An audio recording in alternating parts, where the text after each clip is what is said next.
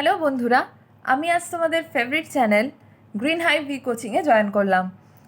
আমি তোমাদের আজকে এসএসসি সিএইচএসএল 2014-র জেনারেল অ্যাওয়ারনেস থেকে যে জিওগ্রাফির কোশ্চেনগুলো আছে সেগুলো নিয়ে আলোচনা করব। এবার তোমরা দেখো, এই 2014-তে সিএইচএসএলে কিন্তু প্রায় 16টা জিওগ্রাফির কোশ্চেন এসেছে। তাহলে দেখা যাচ্ছে কিন্তু জিওগ্রাফি থেকে তোমরা প্রচুর কোশ্চেন কমন পেতে পারো। তাহলে জিওগ্রাফিটা যদি খুব ভালো করে পড়ো তাহলে কিন্তু একটা বড় অ্যামাউন্টের স্কোর তোমরা করতে পারবে। আমি আর অন্য কিছু কথায় যাচ্ছি না, তোমাদের সঙ্গে এই 14 পেপার নিয়ে এখন জিওগ্রাফির কোশ্চেনগুলো সলভ করতে বসে যাই। তাহলে দেখো, ফার্স্ট কোশ্চেন কি দিয়েছে, which one of the following is not a rabi crop. তার মানে কি, এর মধ্যে কোনটা রবি শস্য নয়। এখানে 4টে অপশন দিয়ে দিয়েছে, মাস্টার্ড, রাইস, হুইট অ্যান্ড গ্রাম। এর মধ্যে রাইসটা রবি শস্য নয়। তাহলে এখানে আমরা কিন্তু কয়েকটা জিনিস জেনে রাখতে পারি, যেটা হচ্ছে যে ক ধরনের শস্য হয়। এক হচ্ছে খারিফ শস্য, আর রবি শস্য। এবার খারিফ শস্য আমরা কোন সময় চাষ করি? বর্ষাকালে, বর্ষায়। আর রবি শস্য চাষ করি হচ্ছে শীতকালে। এই বর্ষার সময় কখন খারিফ শস্য চাষ করা শুরু হয়, মানে বীজ বপন করা হয়? বীজ বপন করা হয় জুন জুলাই মাসে। তোমরা কিন্তু এগুলো নোট করতে থাকো, কারণ পরীক্ষায় এই জিনিসগুলো এসে থাকে। জুন জুলাই মাসে খারিফ শস্য চাষ করা শুরু হয়। আর তোলা হয় কোন সময়? সেপ্টেম্বর অক্টোবরে। আবার এই খারিফ শস্যের মধ্যে প্রধান ফসল কি কি, এগুলো তোমরা একটু লিখে নাও, আমি তোমাদের বলে দিচ্ছি। যেমন ধান, ভুট্টা, বাজরা, বাদাম, তুলো, আখ, ডাল, এগুলো সবই কিন্তু খারিফ শস্য। তার মধ্যে ধান কিন্তু প্রধান খারিফ শস্য, কারণ বর্ষায় আমরা জানি প্রচুর ধানের চাষ হয়। তাহলে খারিফ শস্য থেকে আমরা কিছু কিছু জিনিস জেনে নিতে পারলাম। এরপর আসছে রবি শস্য। রবি শস্য চাষ হচ্ছে শীতকালে, তার মানে অক্টোবর নভেম্বরে কিন্তু বীজ বপন শুরু হয়ে যায় রবি শস্যের। আর ফসল তোলা হয় কোন সময়? এপ্রিল থেকে মেতে। তোমরা কিন্তু এগুলো নোট করতে থাকবে। এই রবি শস্যের কি কি চাষ করা হয়ে থাকে রবি শস্যের ফলনে? গম, ছোলা, জোয়ার, বিভিন্ন ধরনের সবজি, এই সব কিছু। এর মধ্যে প্রধান কি? প্রধান হচ্ছে গম। রবি শস্যের প্রধান ফসল হলো গম। কিন্তু মূলত আমরা বইতে এই খারিফ শস্য আর রবি শস্য পেয়ে থাকি। এছাড়াও আরেকটা শস্য রয়েছে, যেটার নাম হচ্ছে জাইদ ক্রপ বা জাইদ শস্য। এটা কিন্তু খুব ইউনিক কোশ্চেন। এটা এসএসসির বিভিন্ন পরীক্ষায় এসে থাকে। এটা তোমরা বইতে কিন্তু সচরাচর এই ভাগটা পেয়ে থাকবে না। এই শস্যটা কখন চাষ করা হয়? গ্রীষ্মকালে। গ্রীষ্মকাল মানে মার্চ এপ্রিলে এই শস্য চাষ করা শুরু হয়। আর তোলা হয় কোন সময়? মে জুনে। তাহলে চাষ করা শুরু হচ্ছে কখন? March April. আর তুলে নেওয়া হচ্ছে কখন? May June. আর এই জাইদ শস্যের প্রধান ফসল কি? তরমুজ আর শশা।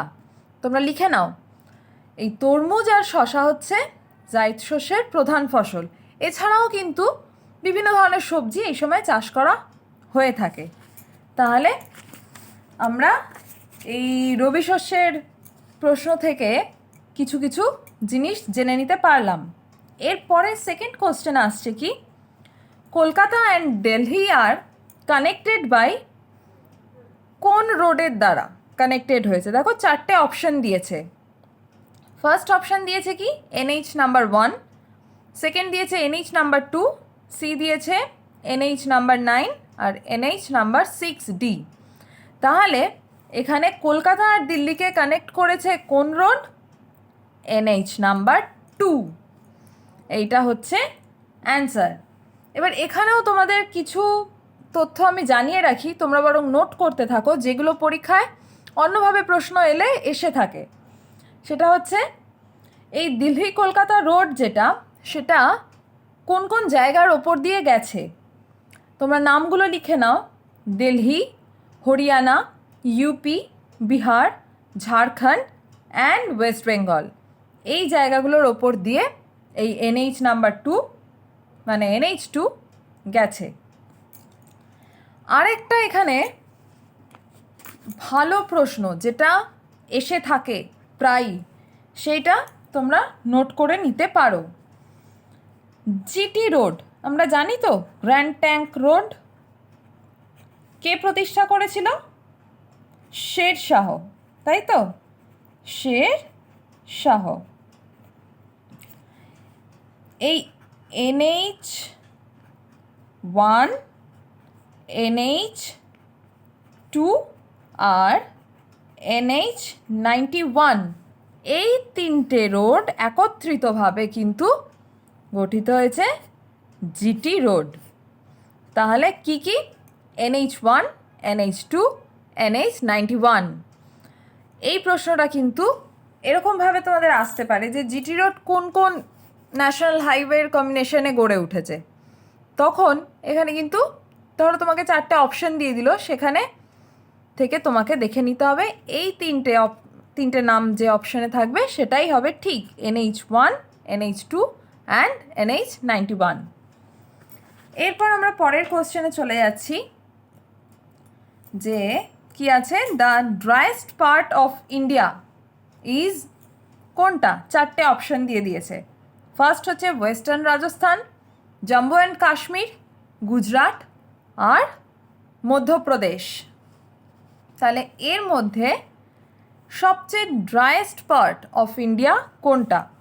ওয়েস্টার্ন রাজস্থান হচ্ছে এর অ্যান্সার। ভারতের শুষ্কতম অঞ্চল হচ্ছে পশ্চিম রাজস্থান। এর সবচেয়ে শুষ্কতম জায়গা কোনটা? এই জায়গাটা সম্পর্কে, এই ওয়েস্টার্ন রাজস্থানের সবচেয়ে শুষ্কতম জায়গা কোনটা? হচ্ছে জয়সলমীর। এটাও তোমরা লিখে রাখো, এটাও কিন্তু শর্ট কোশ্চেনে আসে।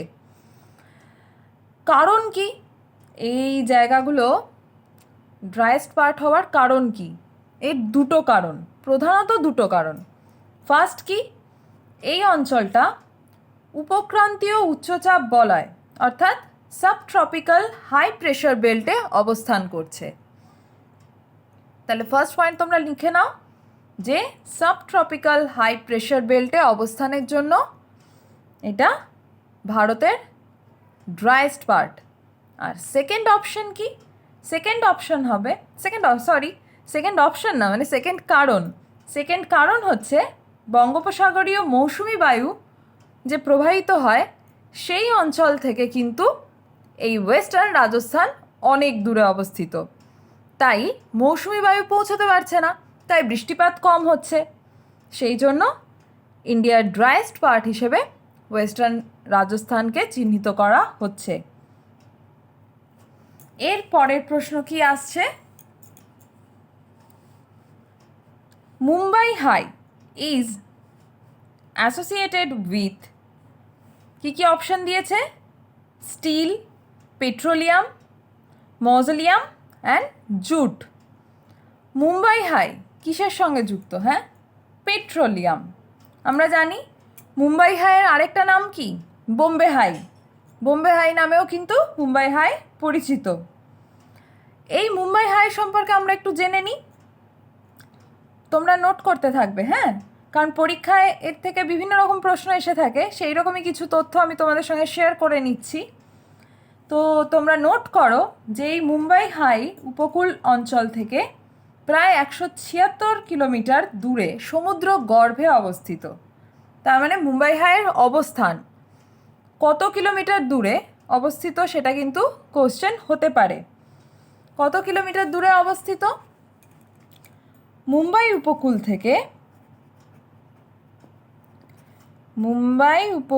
থেকে 176 কিলোমিটার সমুদ্র গর্ভে এটি অবস্থিত। আরেকটা এখান থেকে ইম্পর্টেন্ট কোশ্চেন হতে পারে সেটা হচ্ছে যে এর প্রতিষ্ঠা।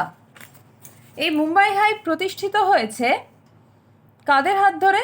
রাশিয়া এবং ভারতের ওএনজিসি যৌথভাবে 1965-এ এটি আবিষ্কার করে। তাহলে লিখে রাখো সালটা 1965, এটা কিন্তু আসতে পারে। আর কারা করেছে? রাশিয়া আর ভারতের ওএনজিসি, এরা একত্রিতভাবে এই মুম্বাই হাই আবিষ্কার করে।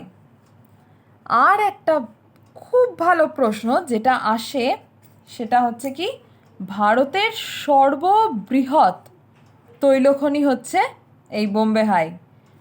সর্ববৃহৎ মনে রাখবে।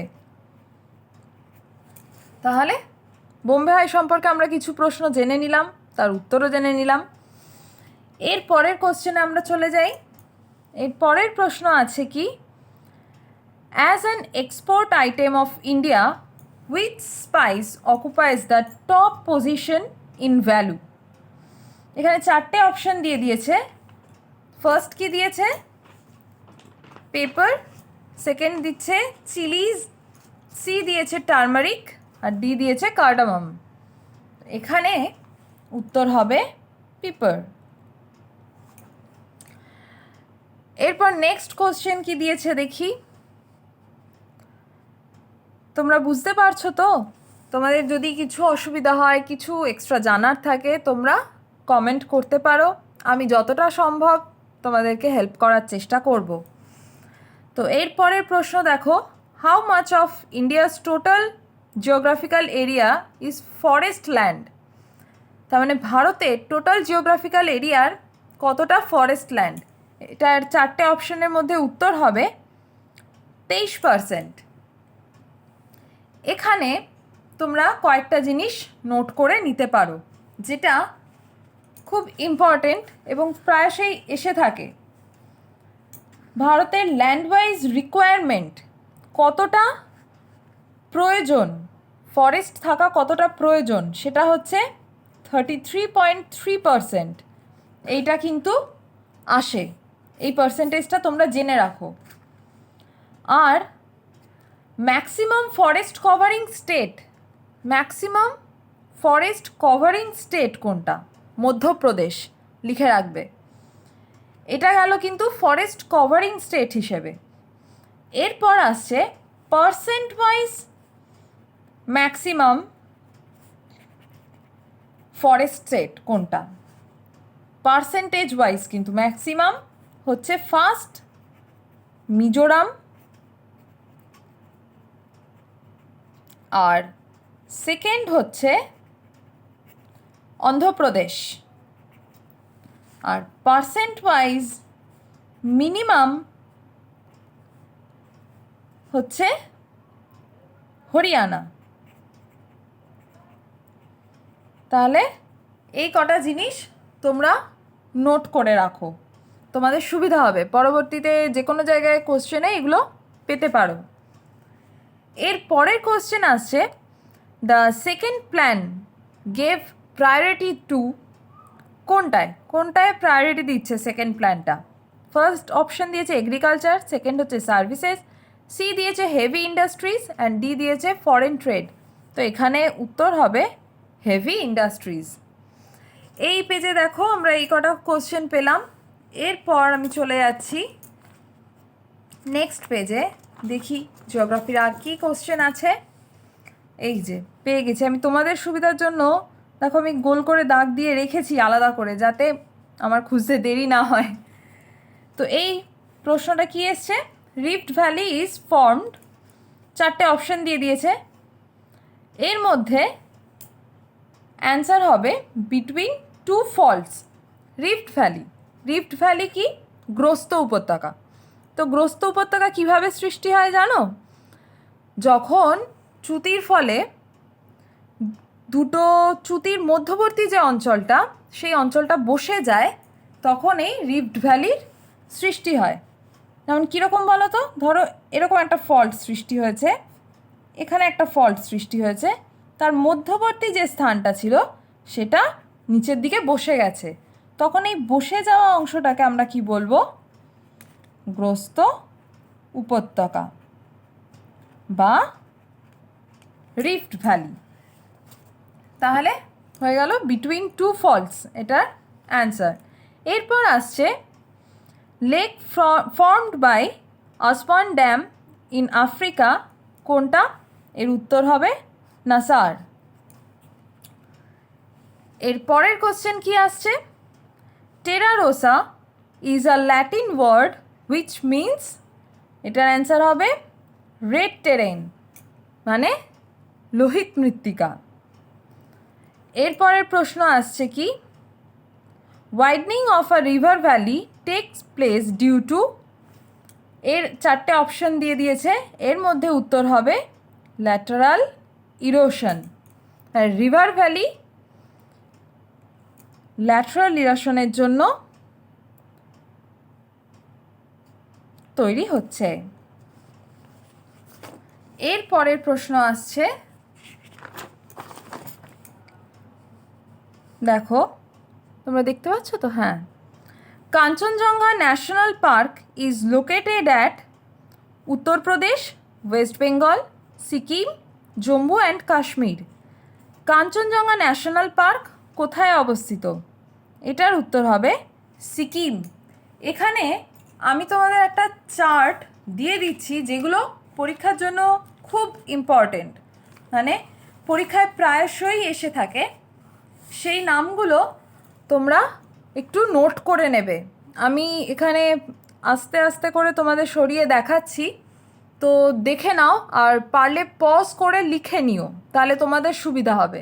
তো এখানে আমি তোমাদের লিস্টটা কি দিচ্ছি, some famous national park, স্যাংচুয়ারিজ and bird স্যাংচুয়ারিজ of India. এখানে আমি ফার্স্ট দিয়েছি, দেখো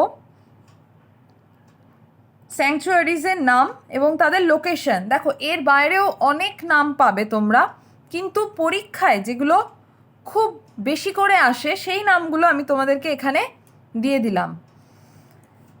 যেমন বন্দিপুর স্যাংচুয়ারি, এটা কোথায় অবস্থিত, কর্ণাটকা। এটা কিন্তু খুব ভালো প্রশ্ন এবং প্রায়ই আসে।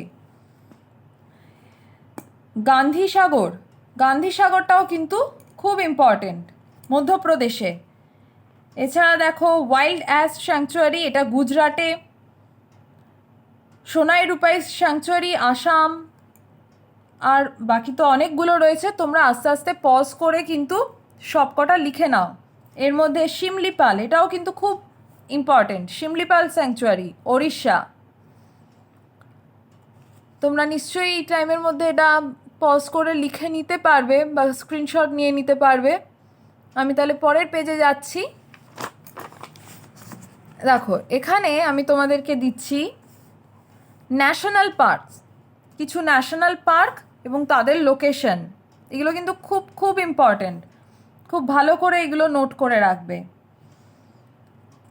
যেমন দেখো রোহালা ন্যাশনাল পার্ক, আরও রয়েছে সালিম আলী ন্যাশনাল পার্ক, এইটা কিন্তু খুব important. Cable Lamjao national park, এটা মণিপুরে এবং 94% কভার্ড বাই ওয়াটার। এর 94% কিন্তু জল দ্বারা কভার্ড, মানে আবৃত। এছাড়া আছে অনেকগুলো, এই যে great Himalaya national park, Nagarhole national park, যেটা রাজীব গান্ধী ন্যাশনাল পার্ক নামেও পরিচিত, এটাও ইম্পর্টেন্ট, এটা কর্ণাটকাতে রয়েছে। এবার এই নামগুলো তোমরা আস্তে আস্তে লিখে নিও। আমি দেখিয়ে দিচ্ছি, তোমরা পজ করে কিন্তু স্ক্রিনশট নিয়ে নিতে পারো বা লিখে নিতে পারো, যেটা সুবিধা হবে। এরপর আসছি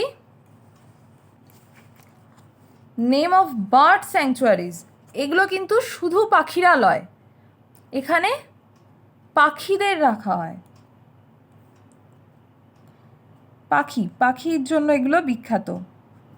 যেমন দেখো, সালিম আলী বার্ড স্যাংচুয়ারি গোয়াতে, রসিক বিল কোচবিহার, এটা কিন্তু খুব ইম্পর্টেন্ট।